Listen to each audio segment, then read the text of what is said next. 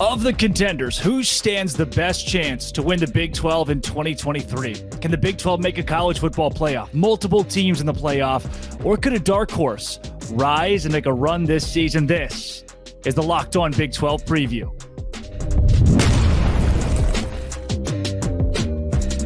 Let's break it all down in the Big 12. Drake Toll here from Locked On Big 12 with your ultimate college football preview, which is brought to you by Game Time. Download the Game Time app, create an account, and use code LOCKEDONCollege for $20 off your first purchase.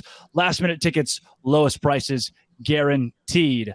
Look, here we go. Big 12 guys, John Williams of Locked On Sooners. It's Jonathan Davis of Locked On Longhorns.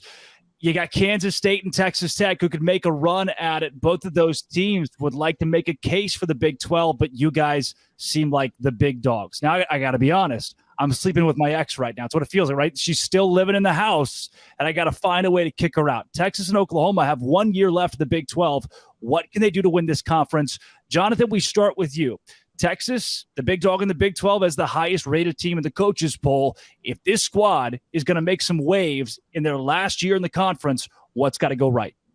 Yeah, so I think that it has to start with Quinn Ewers, right? If we're talking about football, quarterback is the most important position on the field. And, Quinn Ewers, we're still waiting for him to live up to that perfect rating out of high school, right? And the way that he played last year in 2022, he had an excuse, coming over from Ohio State and essentially being a true freshman, but that's not going to be good enough. So, I think that Quinn Ewers has to show progression. He has to, live up to that rating, and he has to take a big jump, for Texas to be capable of winning the Big 12 this year. Also, I think what has to happen this year, if Texas is going to be favored in every game they play in besides Alabama, then Texas has not play with their food, right, this year, whether it's against Baylor or Oklahoma. I'm poking fun at the guys on the broadcast, but they have to not play with their food this year, right? If they're that much more talented than every team they're going to go against, if they're favored to beat every team in the conference that they're going to go against, they have to go out there and actually do it on the field. So if Texas can finally get over that hump, if Texas can finally win an off-season championship and then it translates on the field during the regular season, it's going to be because Quinn Ewers took that jump and this team didn't play with their food in 2023. Jonathan, Texas owns the Big 12 in off-season championships more than all other teams combined. Now for you, John Williams, in Oklahoma, Locked On Sooners, the team that has the most real Big 12 championships. You talk about quarterback position, if that's where it starts. I know a lot of Sooners feel like they're the A1 team in the Big 12. Is that where it starts for this team? And if Oklahoma wins the conference, is it QB play? Dylan Gabriel was really good last year, and I think he maybe got underrated because of how bad the defense was. It put them in a situation where they had to be really, really good on third downs, on fourth downs, in the red zone. And so where they were inefficient was magnified because of how poor the defense was. For Oklahoma this year, it starts with the defense. If the defense is as bad as it was a year ago, they're not going to improve much from a 6-7 team that they were in 2022. That said, this looks like a team that has built this defense to be much, much better through the transfer portal, through their recruiting class. Everything seems to be trending toward Oklahoma really significantly improving on that defensive effort. The offense was good enough last year. If they, are more efficient in a few areas, if the defense is just a little bit better than it was a year ago, this is an 8 or 9 win team. But the defense was one of the worst in college football last season, and that's how they ended up with a 6-7 record. If they make even marginal improvement, it's a much better record by the end of 2023. Yeah. Jonathan, as far as skill positions goes, we've hit quarterback, but now you've got Bijan Robinson going to the Atlanta Falcons, who's my preseason pick for Rookie of the Year at FanDuel.com. For you, Jonathan, when you're replacing a guy like that who's one of the great running backs to me in college football in the Big 12 in the last decade, where do you start? Yeah, well, I think you're going to see a team this year that's going to be focused more on the passing game. We like to make so many comparisons to that 2020 Alabama team and Sark, and Texas fans are waiting for that to show up, on the 40 acres. Well, that team in 2020 that went 13-0, even though they had Najee Harris, they were 48th or something like that in the country in terms of rushing. So I think you have a lot of really talented backs. They're obviously not Bijan Robinson, and I don't know if you can replace Bijan Robinson, right? But you have more than enough running backs in that stable to be really good in the running game. But I think you're going to focus on the passing game, right? I expect a lot of, maturation and growth on the football field from Quinn Ewers. On3 said we have the second best wide receiver room in the country. I think you can make an argument obviously outside of Marvin Harrison Jr., that they're their best wide receiver room in the country. You have JT Sanders, who is an NFL tight end. You just have a lot of playmakers on this offense. So you don't have to replace Bijan Robinson. I think that you have running backs that are more than capable. But I think for the first time in a while, you'll see a high-flying passing offense at the University of Texas that should be able to sustain them for the 2023 season. The running game will be a complement to what you see from Quinn Ewers and Steve Sarkisian this year. John, it's surprising to me when you look at the all Big 12 preseason team and we talk Oklahoma as a contender, not a single offensive player on that list.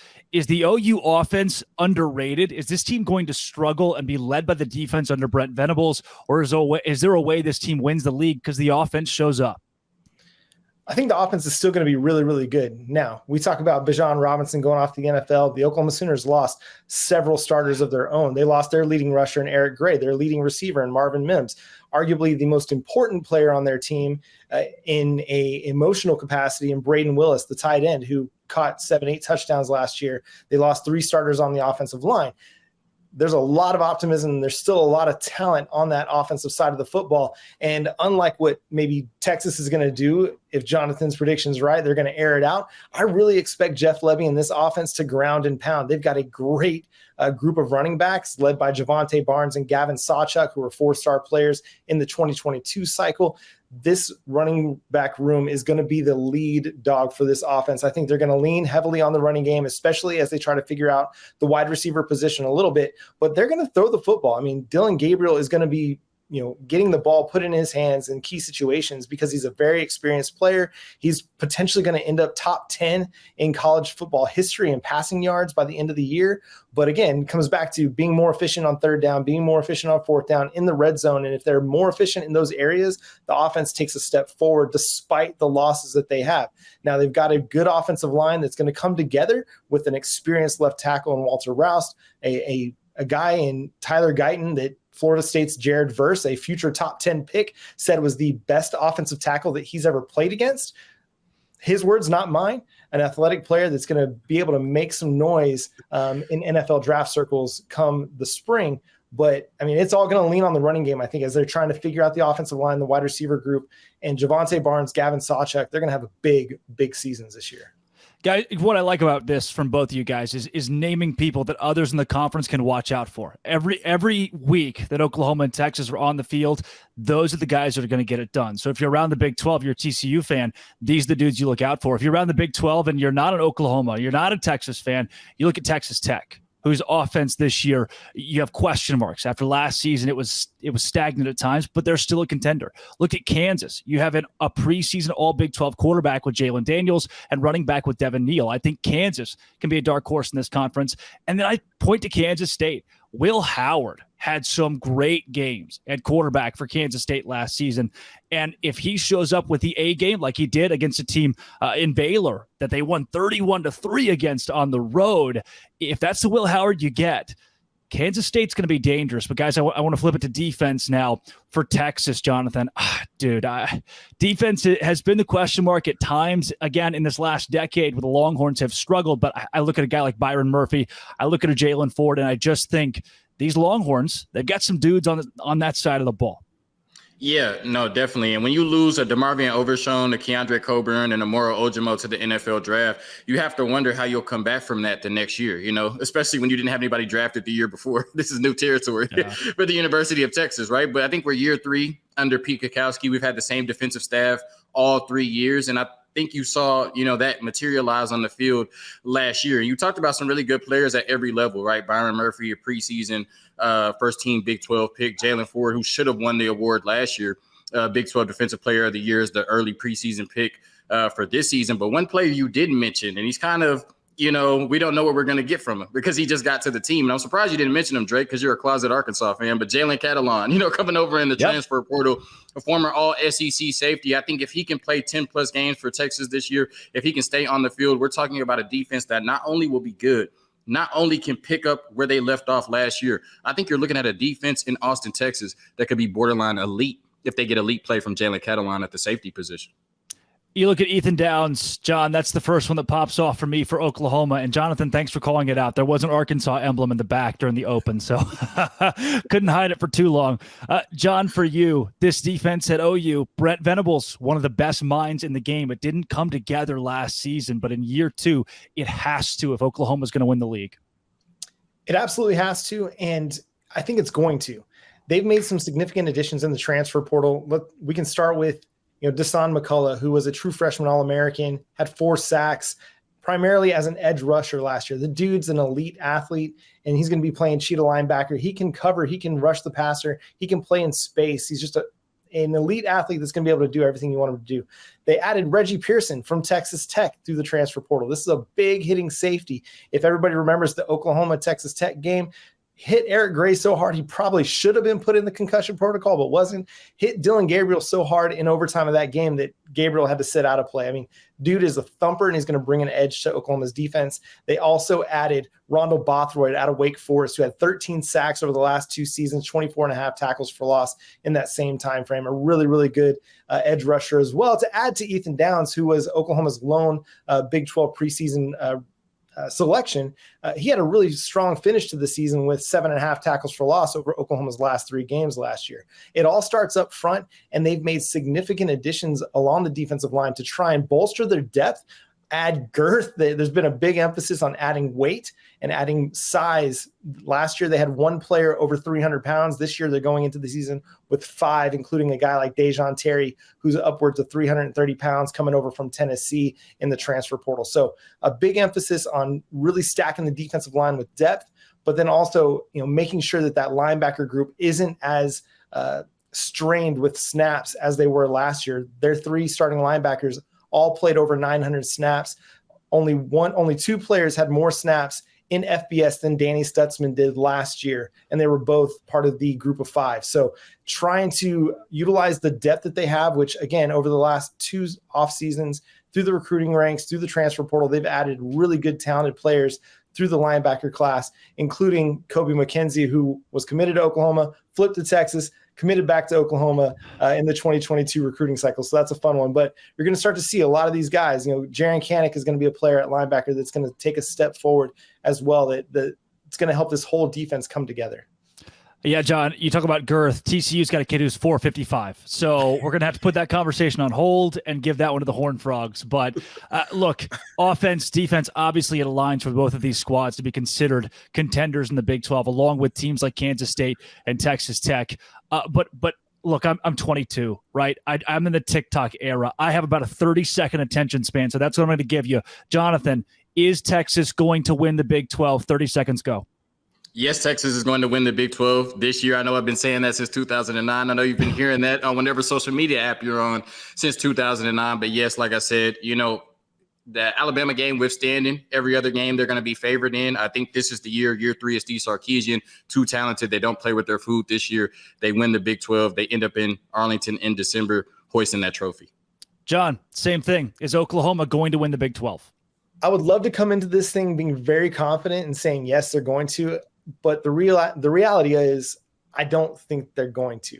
I think the schedule sets up for them to be in Arlington and to play for the Big 12 title game. But I just don't know if all of the additions to the transfer portal, through the recruiting ranks, are going to be established enough to see them carry that through and win a Big 12 title. I think they can. I'm a little bit skeptical still as we look at this team in the preseason. Again, 122 ranked defense last year. Can they be a top 50 defense this year? If they can, then they can win the Big 12. Can the offense mitigate the losses of Marvin Mims, Eric Gray, Braden Willis, 3 starters on the offensive line? If it all comes together, then absolutely they can. The thing that they have working in their favor is the schedule. They don't have Texas Tech. They don't have Kansas State. They don't play Baylor. 3 teams they lost to a year ago, and 3 of the top 6 teams in the conference. They've got difficult road trips to Cincinnati, to Provo, and then obviously the Red River Showdown in Dallas, Texas against the Longhorns is always going to be a tough game. I've predicted Oklahoma is going to win that game just based on feeling, emotions. I think they're going to be slept on because of 49-0. Everybody's going to be sleeping on Oklahoma. They're going to be overlooking the Sooners a little bit, and Oklahoma's going to be coming into that game with a chip on their shoulder, and it's going to reverse fortune. But I will say, I don't necessarily think they're going to win the Big 12 title. Now, could someone make a dark horse run in the Big 12 this season, similar to TCU last year? We tackle that up next on the Ultimate College Football Preview on Locked On Big 12. All right, I got to let you guys in on a secret. Everything that you see here, it's not all done by one person. So you got to hire a team. So I myself have an intern. Now, the reason I do, and they're really good at what they do, because I went to LinkedIn Talent Solutions. These days, having the right hire feels great. You want to be 100% certain that you have the best qualified candidates available, and that's why LinkedIn Jobs exists. So you go right now, purple hashtag hiring frame, you add this to your LinkedIn profile, and it's easy to spread the word that you're hiring. They're simple tools, screening questions, right? I needed an intern. It didn't seem that big of a deal, but geez, I got overwhelmed quick till I used LinkedIn Talent Solutions. They make it easy. You focus on the right candidates with the right skills. You go in and you find the right team member. It's why small businesses rate LinkedIn Jobs #1 in delivering quality hires versus the leading competitors. Go to LinkedIn Jobs, where they help you find the qualified candidates you want to talk to, and they help you do it faster. Post your job for free at linkedin.com/lockedoncollege. Again, that is linkedin.com/lockedoncollege to post your job for free. Terms and conditions do apply. So we've hit the contenders of the Big 12. Now it's the, quote, underdogs. We've got teams like TCU in here. The Locked On Jayhawks host Derek Johnson. We've got BYU, the Cougars of Houston, some newbies, and Oklahoma State, who seem so overlooked this season. But let's start with the team that went all the way to the college football playoff, got away with a win, and we will full stop not talk about it after that. Stephen Simcox of Locked On Horned Frogs. Stephen, what are you doing with the underdogs? I have no idea, Drake. I mean, this has been TCU's position for the past 2 decades, so I'm not sure if this is like a holdover from the Gary Patterson era, where everybody still thinks we have 2-star players with 5-star hearts. But even my good brother Jonathan Davis was on, he was on with you a moment ago, and he said before he left, I think Steven should be here with the favorites. And could you imagine, Drake, if Texas, even if they got their, self curb stomped by Georgia in the national title game, could you imagine if they made the national championship, how much hype there would be about UT right now? They might have to create a new category in the preseason poll for the amount of hype there would be about the Longhorns. I feel like even with all the, people that TCU lost, and we know Max Duggan, Quentin Johnson, Kendre Miller, the list goes on. Sonny Dykes is a good offensive coach. He's got more weapons here. They reloaded in the transfer portal. I'm really surprised that I am here, but I'm not upset to be here with all these lovely people. I just think TCU should be one of the favorites in the Big 12. Yep, Stephen, couldn't agree more. I think TCU is right up there with the likes of Kansas State, who won the Big 12 last year, or a Texas Tech. The fact that Texas Tech is valued over TCU is surprising to me. One team that I don't know if they're getting enough love, because I'm not sure.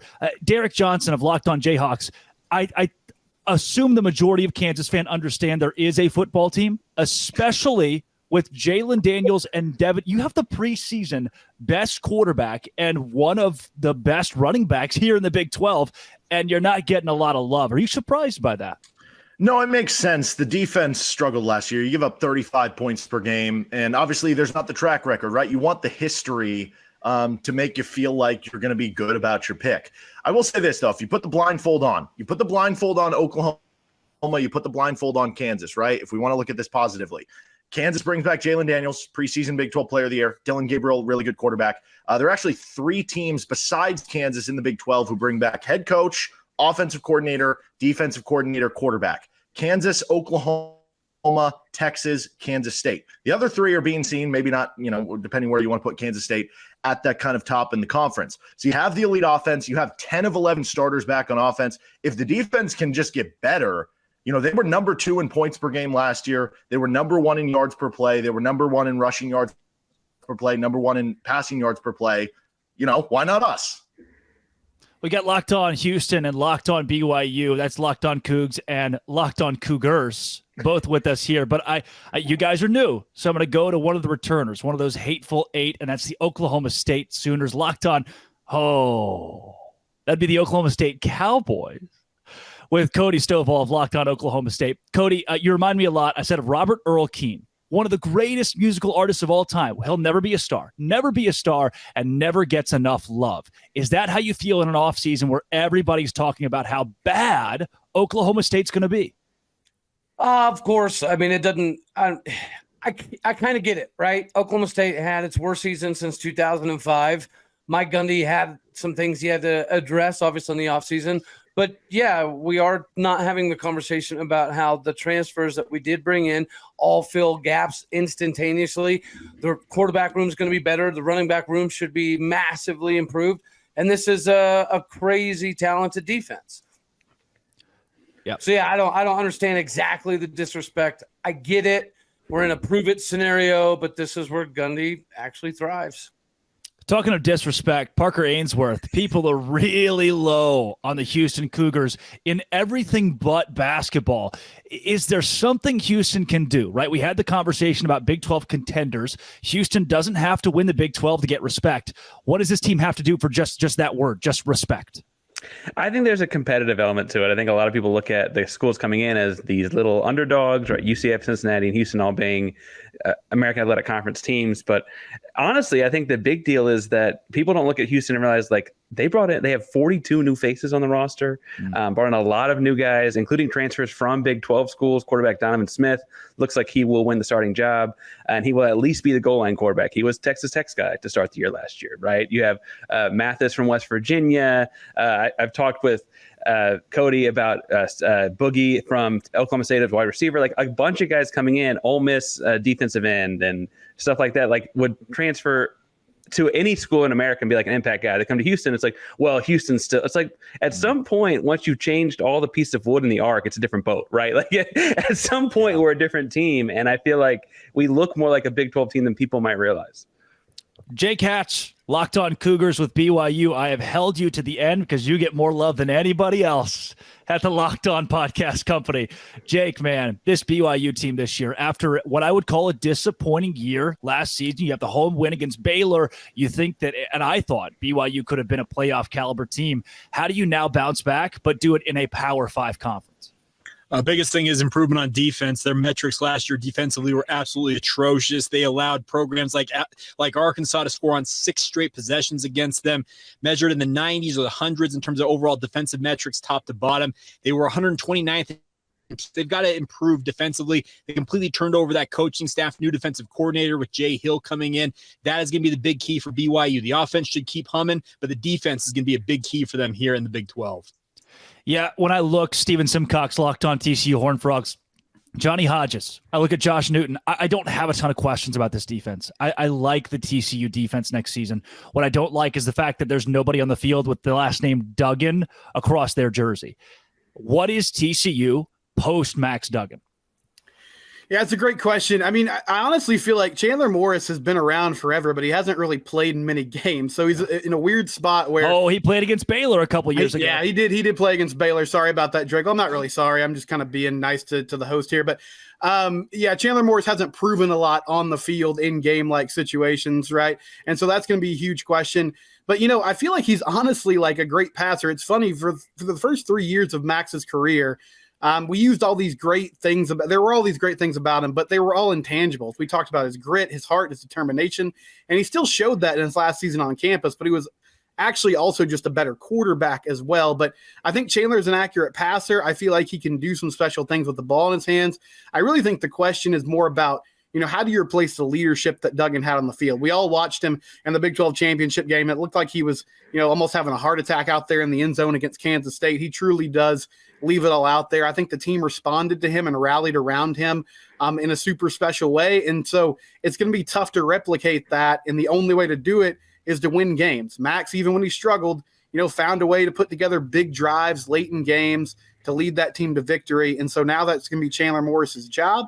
There's a lot of new faces on this team. And I think one underrated thing that we'll find out quickly about is that offensive line last year, all 5 of those guys started every single game, which it's pretty unheard of to have that type of health at a position that's that physical. And so now you have 3 new linemen in the interior there. Can they protect Chandler Morris? Because one thing that we do know about Chandler is that he has prone to get injured. And, you know, Josh Hoover behind him, I don't feel like is ready to man a Power 5 roster right now. So they need him to stay healthy. And that's going to be a huge part of whether or not TCU has success this season. Derek Johnson, as backhanded as it may feel for Locked On Jayhawks that everybody's excited about the resurgence of Kansas football, it is one of the bigger storylines in college over the course of the last year and then going into this year for Locked On Big 12. But when I look at this roster, I see, again, great quarterback, great running back, and then question marks at a lot of positions. What does success look like for the Jayhawks, who are still getting their legs up underneath themselves? Yeah, I mean, offensively, you feel good about it with 10 of 11 starters back. I mean, you look at Pro Football Focus, they actually had the third best receiving grade in the entire country. You know, Ohio State with some guy named Marvin Harrison, they were up top at number 1. So you feel good about the offense. The success is going to come down to what are you going to get defensively? 35 points per game, that's not going to cut it this year. You gave up 42 the year before. Can you improve by another touchdown into this year to where you can just be kind of a middle of the pack defense? Because if you go back and look, over the last decade of the Big 12, the team who has won or has had the number 1 offense in the Big 12 by points per game, every year they're winning 9 or 10 games over the last decade. The only team who won 9 was Oklahoma in the COVID year because it was a shortened schedule. Every other team has won 10 games or more. And you might be asking, yeah, but how many of those had good defenses? More than half of them had bottom half of the Big 12 defenses, including one of the Oklahoma defenses with Kyler Murray that was actually last. And I think there was one of the Baylor defenses that was 8th of the 10 teams. So if you can be the number 1 offense, which as I talked about, number 2 in points per game, number 1 last year was TCU. Can you emerge to that? Can the defense just be middle of the pack? Maybe they can get to 7, 8, 9 wins. And if you can keep this thing, pointed in the right direction, that'll have KU fans really excited in the fall. Cody Stovall, Locked On Oklahoma State. I looked at your schedule, and when I go game by game, I'm not scared. Are you scared? No, man, that's the schedule is part of the deal here. And yes, it could turn around to bite us at the end of the season. If we do have a pretty successful season, people are obviously going to turn around and say, well, they had the easiest schedule in America, which is fine because I do think as long as you win, it usually takes care of most everything else. People are going to inherently want to throw disrespect the Big 12's way, but TCU proved last year, if you want to have the conversation about the SEC's way better, fine. But if you want to have the conversation that we're getting closer and closer to the Big 10, you have to say that that is legitimate. And I think Oklahoma State will play a hand in that this year, primarily because of the schedule. Yeah. Parker Ainsworth, Locked On Coogs. Similar question. I look at what Houston has in the Big 12, and I love the home game against Texas. I love the slap in the face to UT before they move on to the SEC. But before I can circle that, Parker, I've got to circle UTSA in week 1. When it comes to non-conference games and ones that matter the most for teams, this is in my top 3. Obviously, Texas, Alabama is huge, but this is going to let the rest of the Big 12 know, is Houston for real? Does it feel like this game against the University of Texas at San Antonio is a cornerstone game? Well, and I think a lot of people in Big 12 country know what UTSA is, but people that are on the outside looking in might not realize UTSA is very good at football. That game went to a couple overtimes last year. UTSA went on to have a very good year in their conference. And so I think it's talk about the measuring stick, and Houston has no Power 5 non-conference game because you set your non-conference schedule however far advanced, right? But UTSA kind of serves as the best non-conference game for sure. TCU coming to town on September 16th would be hard to look past. I would imagine most college, it'd be natural for a college kid to have that circled as well, just a couple weeks later. But UTSA will be tough to open the season. It's going to be on FS1, big Celebrate Houston things happening in town. They're making a big deal out of it. That's going to be a fun way to open the season for sure. And then for you, Jay Catch, BYU's first year in the Big 12. Kalani Sitake talked about it a couple of years ago when his team came to Waco and lost on Baylor's homecoming. This team has to get bigger, has to get better to prepare for Big 12 competition. They did that with a win against Baylor last year. What is there to prove for a school that many point to as a premier team coming to this league? Biggest thing is they want to really establish an identity, and that's the one thing you point out is Baylor really kind of showed them in 2021 where they were deficient. They have done an incredible job in terms of turning over both their defensive and offensive line. They could have 4 starting offensive linemen, Drake, who stand 6'6" or taller this season, all of them weighing 320 pounds or more. They're going to have some mammoth offensive linemen and defensive linemen out there. They want to be one of those teams that you fear to go up against. They're going to beat you up, and that's going to be the identity, I think, for BYU early on in the Big 12. All right, guys, I want your max, your ceiling for wins and the MVP. If the team is going to hit that ceiling, who has to be the star? Steven Simcox, Locked On Horned Frogs, we start with you.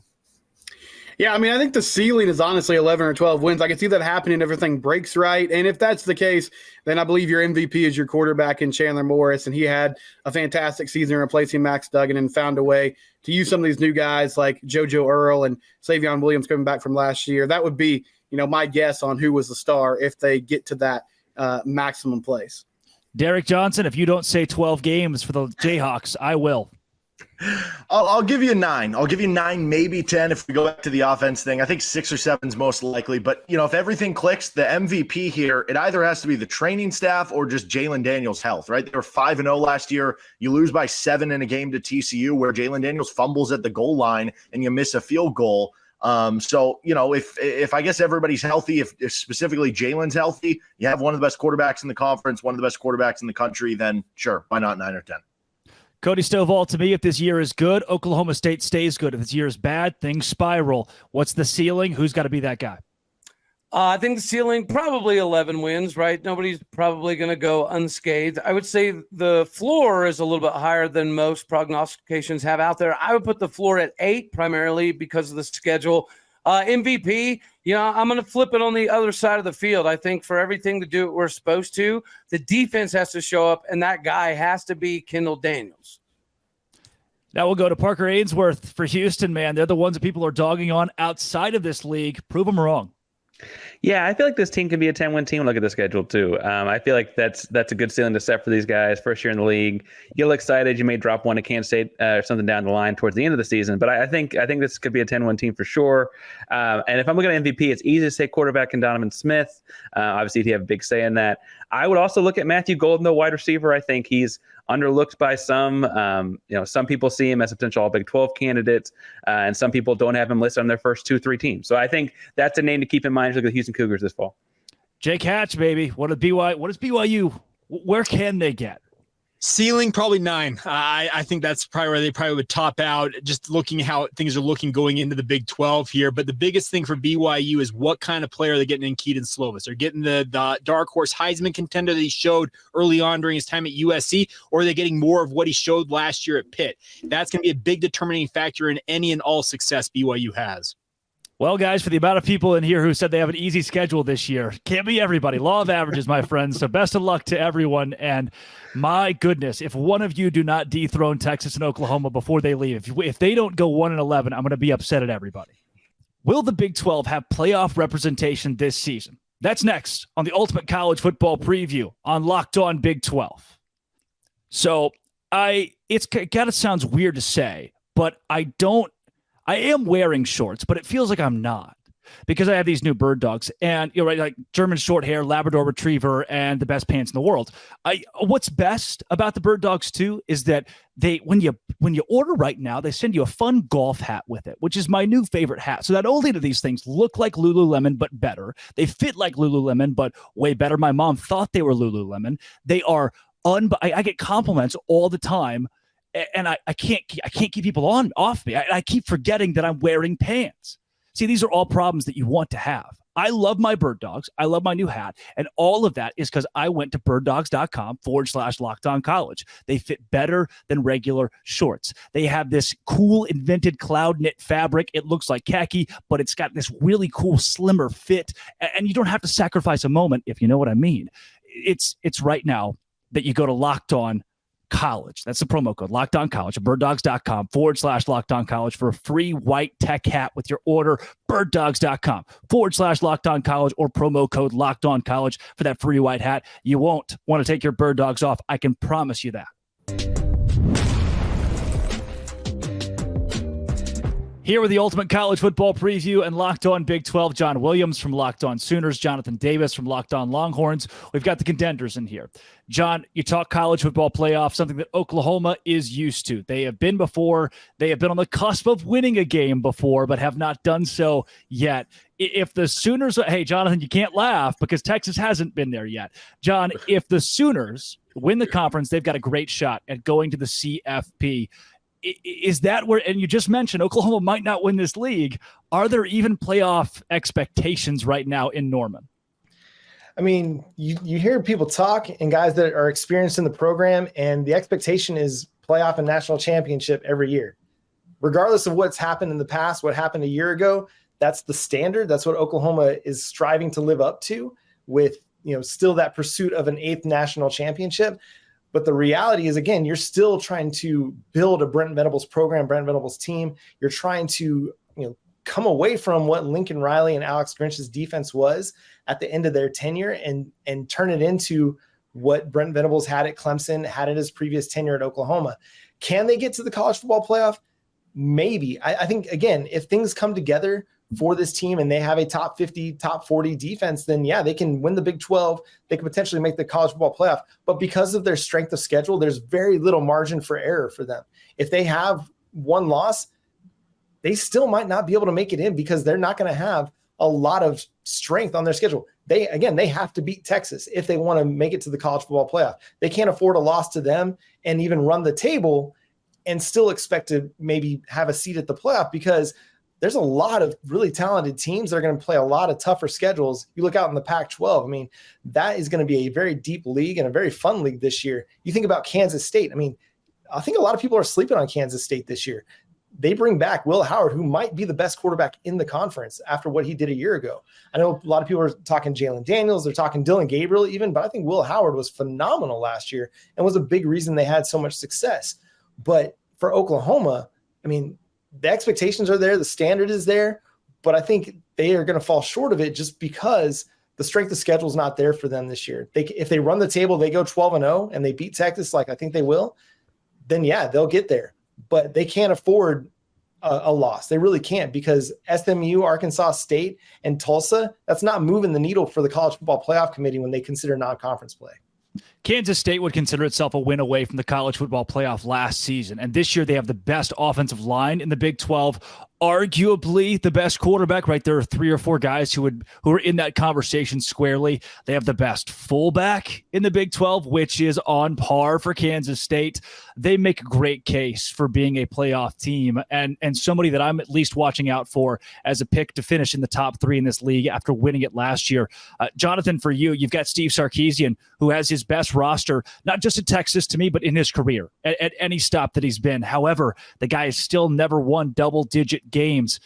Does he make a college football playoff this year? Is this the big jump after 8 wins last year, where a lot of Texas fans would consider it to be just a lull of a season?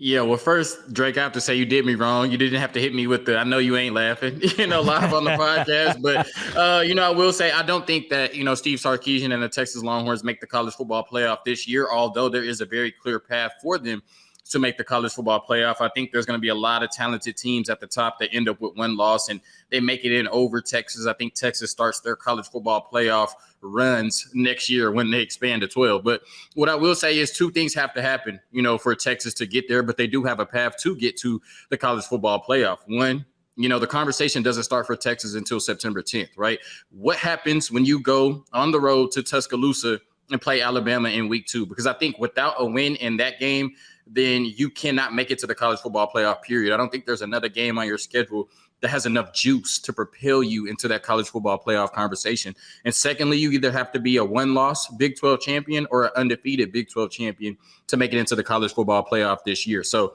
I think Texas definitely has a path. I think that this is the year that Steve Sarkisian gets to double-digit wins. But like I said, the conversation for Texas doesn't even start until September 10th, because if you don't take care of business on the road against Alabama, then I don't think there's another game on your schedule that can put you into the college football playoff conversation, even if you go 11-1. In the most underwhelming yet unsurprising turn of events, we've had the two contender hosts both say, I don't think my team is making the college football playoff. You only get 4. I mean, it's right. It's not like unlimited, right? And we're coming off a season where the dark horse, where TCU, who was picked to finish the bottom, goes to the college football playoff and wins a game. But in here we have the 2 teams that are leaving the league saying, still don't know if it's our year. John, you look around the Big 12 for the last time that Oklahoma is going to play here. Do you see a college football playoff contender? I mean, I think it comes down to Texas and Oklahoma just because of the teams that carry the most weight. They move the needle the most. If they are able to go through the schedule and have 1 or fewer losses, then they'll have a chance. But I think the strength of the, what you see out in the Pac-12, in the SEC, and in the Big 10 is going to and even in the ACC. I mean, there's so much love right now for Clemson and Florida State.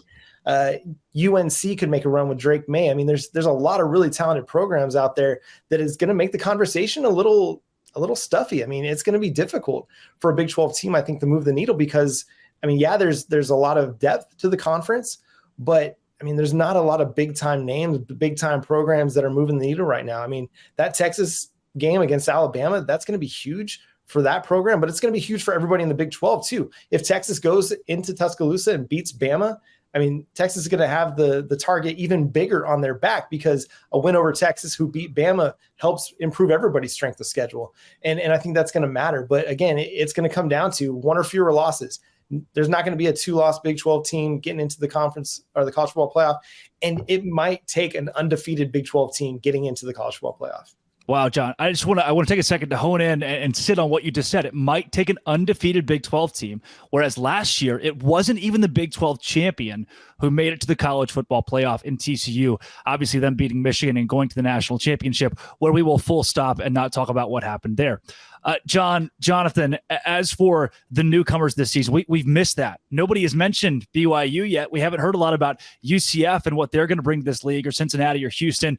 And while we could, and I do want to throw those names out there, I don't think we're going to see college football playoff runs from any of the newbies. Kansas State is my team. If there's one that's going to have that magic to make it all happen, they saw it with the Big 12 title last year. The newbies, though, I just don't see that in the cards for this conference. What I do see, though, is this primary matchup that we've all talked about, Alabama and Texas.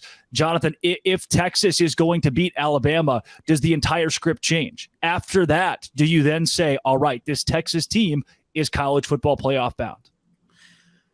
I don't know, because that's only week 2. One of you guys, please just say that your team is going to go to the playoffs. I don't know. That's week 2. I'd feel a lot better about it if it was week 11. You know, you just talked about a decade of ineptitude about Texas, and now you're telling me to send them to the college football playoff after 2 games, right? But, you know, like I said, the conversation starts on September 10th, right? If they beat Alabama, then yes, that's a huge, roadblock to get over. And at that point, you would be favored over every team on your schedule for the remaining of the way, right? But as we've seen for over 10 years, do you think Texas can go through their schedule only messing up once or not messing up at all, right? That's something we have not seen since Vince Young or Colt McCoy was the quarterback at the University of Texas. So, like I said, the conversation will start on September 10th. If they beat Alabama, that is the toughest game on their schedule. So they're certainly capable of being a college football team. Ask me again on September 10th, right? That's exactly a month from now. And I might say they're a college football team at that point. But, that's a big game to jump over, and say, what if, they go into Tuscaloosa and beat the GOAT and Nick Saban. But if they do that, then yes, I will expect Texas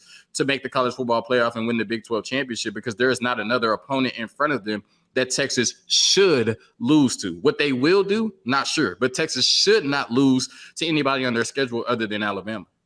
And that's kind of where Oklahoma's been at the last several years, is the team that's kind of favored in every game, but yet, I mean, the 6 and 7 season we believe is an aberration, but you go back to the last 2 years of the Lincoln Riley tenure as well, and you drop games that you probably shouldn't have lost that kept you out of the college football playoff conversation. So, you got to go back to Jalen Hurts in 2019 when the last time Oklahoma made the playoff. So that's probably why I'm hedging a little bit too, is I haven't seen this team go through a season with one or fewer losses to put themselves in the conversation in a few years now.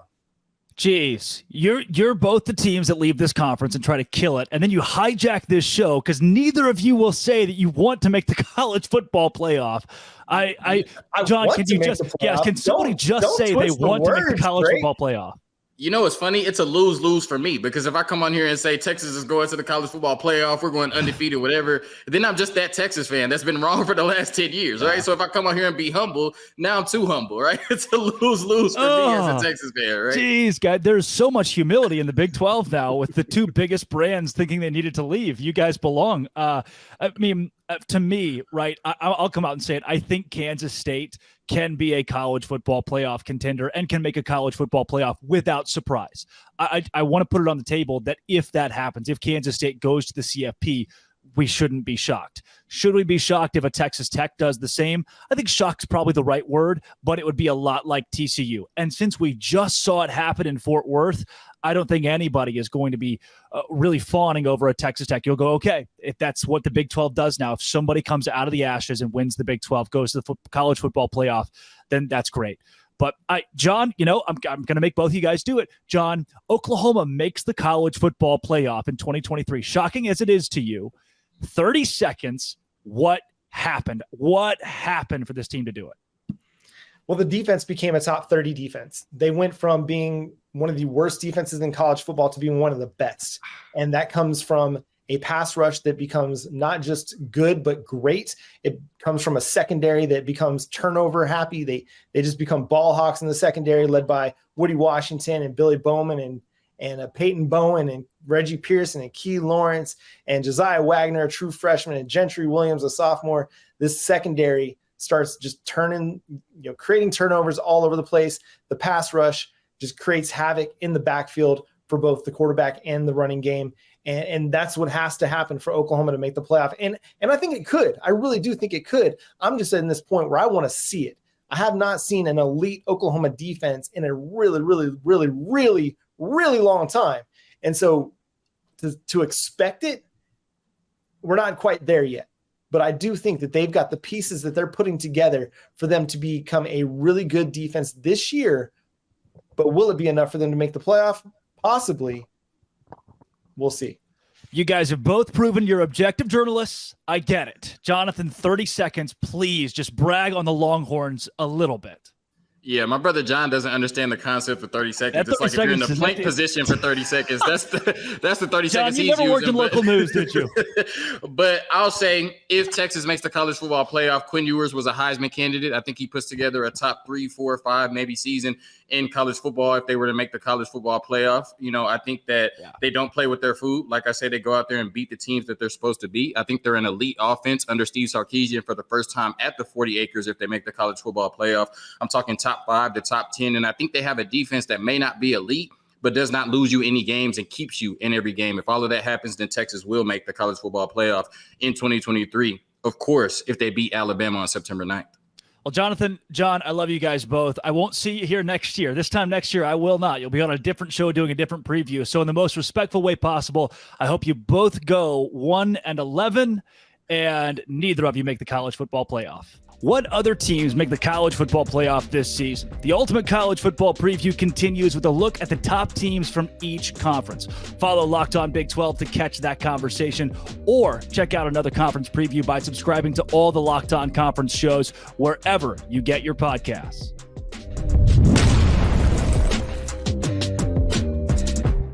Now that you know who the players are for the Big 12, join me, Caroline Fenton, as we break down who makes the college football playoff and who will ultimately win it all. Go to Locked On Big 12 wherever you get your podcasts for this bonus episode of the Ultimate College Football Preview.